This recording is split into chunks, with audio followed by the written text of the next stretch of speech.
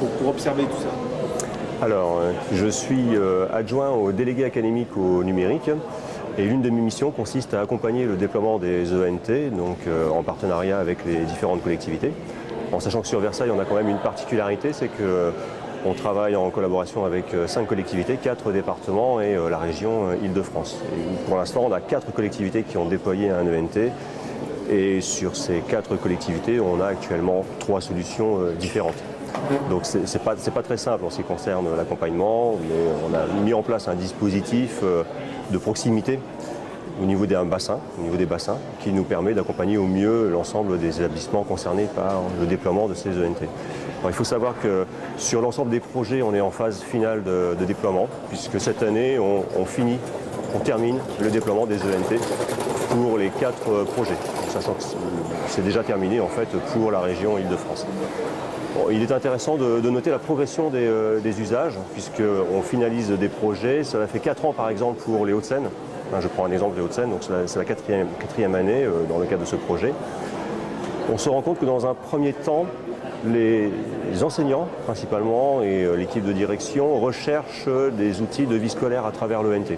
C'est une première étape, je dirais.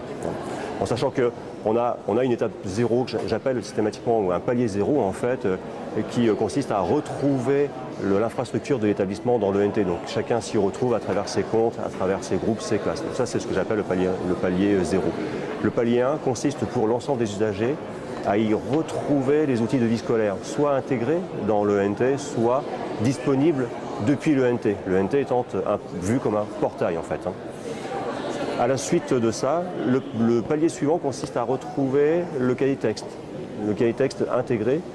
Et on se rend compte que le cahier texte de l'ENT, ou le cahier texte numérique en général, mais principalement celui qui est intégré à l'ENT, a évolué et n'est plus qu'une simple mémoire de la classe, ce qu'il était auparavant dans sa version papier. On se rend compte aujourd'hui qu'il devient un outil pédagogique mis à disposition de l'enseignant, puisqu'il va au-delà de la simple mémoire de la classe, puisque l'enseignant peut proposer à travers le cahier texte notamment des dépôts de documents à la disposition des élèves, autres que ceux qui ont été consultés ou utilisés pendant les séquences de cours. Donc ça permet d'avoir un accompagnement des élèves en plus du temps en classe en fait. Et surtout, certains cahiers textes permettent d'accoler en fait à celui-ci, aux séquences publiées dans celui-ci, des forums notamment. Donc ça permet de mettre en place ce qu'on appelle les fameuses classes inversées notamment. Donc un enseignant peut par exemple préparer un cours à partir du cahier texte en mettant à disposition des élèves des documents à traiter, à visionner, à consulter. Et en même temps, il peut les orienter, il peut les accompagner à travers un forum par exemple. Et il pourra poser des questions aux élèves concernant l'étude de ces fameux documents. Et les élèves pourront bien entendu rebondir, pourront s'entraider. Et l'élève, pour le coup, devient acteur aussi de sa propre formation à travers l'entraide que l'on peut mettre en place. Donc c'est une approche intéressante en fait de la pédagogie à travers ces fameuses classes inversées. L'ENT peut participer à la mise en place de ce type d'accompagnement hors temps scolaire pour le coup. Donc c'est aussi une approche très intéressante des usages.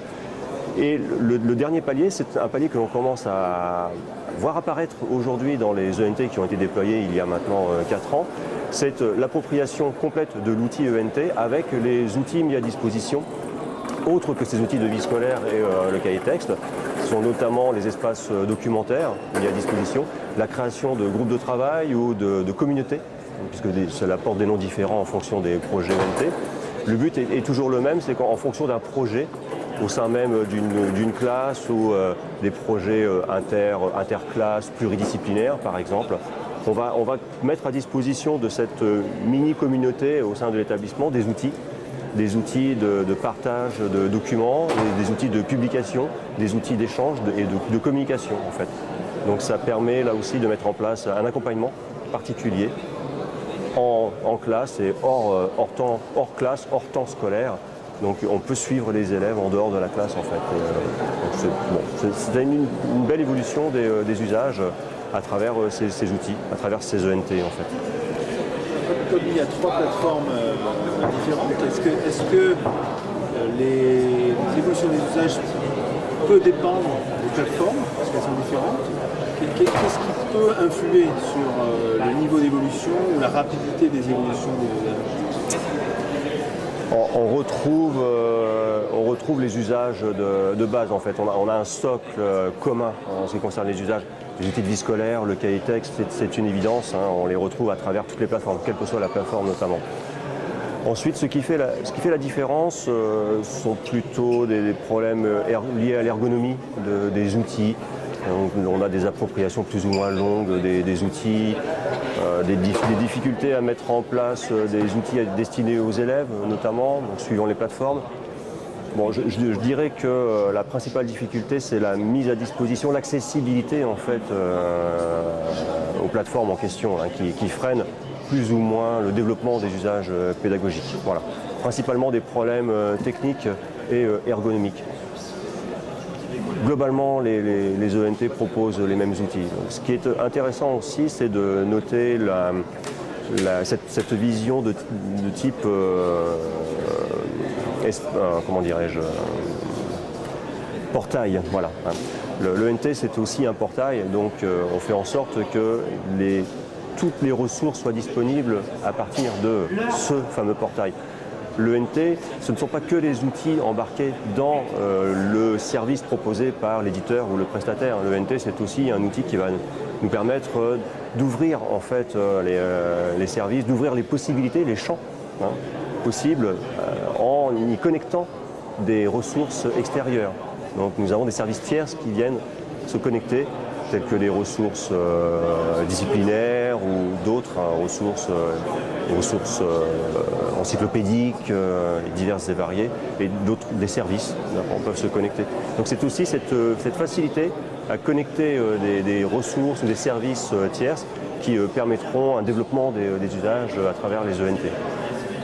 Ok, donc l'ENT, pour conclure, c'est un point de convergence et d'ouverture. C'est un point de convergence, voilà, puisqu'en fait c'est la porte unique qui permettra d'accéder à cette ouverture vers l'ensemble de services proposés à la fois par l'établissement, l'académie, la collectivité en fait, à l'ensemble des usagers de l'espace éducatif concerné par cette ENT. On y inclut les parents, les enfants, les enseignants bien entendu et le personnel administratif. Tout le monde est concerné par cette ouverture vers